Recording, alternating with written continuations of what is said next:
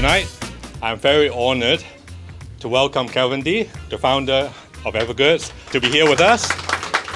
Evergoods, everyone knows, is known for its disciplined approach to design. They focus so much on constructions, material, and comfort. It's probably one of the favorite brands out of all the collection we have. Thank you, Kevin, for designing all the bags for us. Evergoods has been a lot of fun. We're going on 10 years now. Incredibly, we're totally customer funded. It's been an honor and a pleasure to do this work, and it's really nice to see everybody come out and show interest. So thank you guys. And we have collected on the internet some questions that we are all interested. Evergoods was born from years of designing outdoor gear. And when you first started the brand, what is the problem you're personally trying to solve? As companies grow larger, so often their decisions get made around marketing and money and sales. Of course, these things are important to keep the lights on and pay everyone. I really believed in a company that could be sort of design first. That's what we bet on with Evergoods. Design and development in-house and with our hands and with our machinery, which I think is unique in this industry.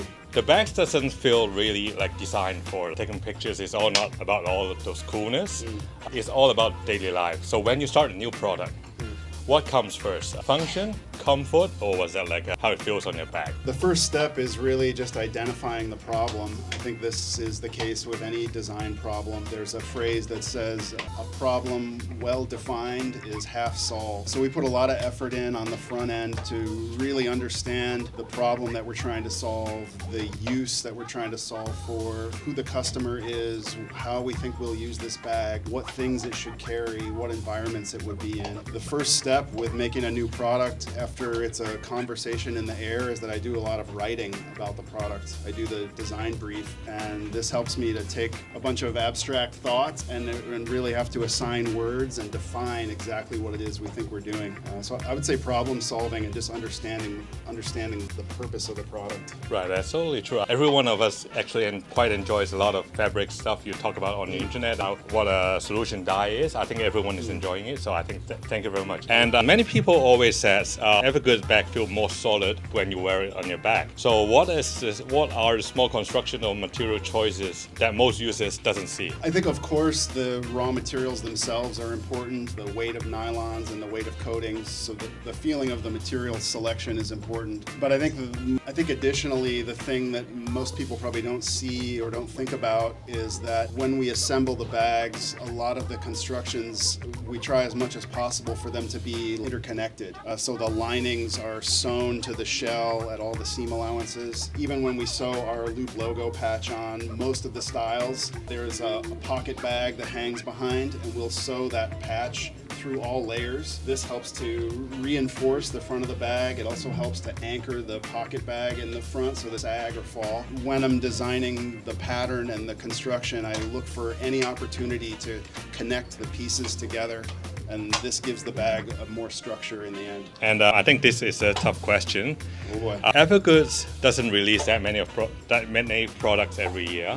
In a fast market, how do you decide when to discontinue or not to make something or a particular color? Because quite a lot of people are asking to remake of MQD24, so I'm asking for those people. It takes us a long time to design and develop a new style the way that we work hands-on. Every time we make something, we're trying to make it the best that we can. All the products that we release we should feel excellent about. It's not worth releasing more products for them unless we feel passionately that they're really fantastic.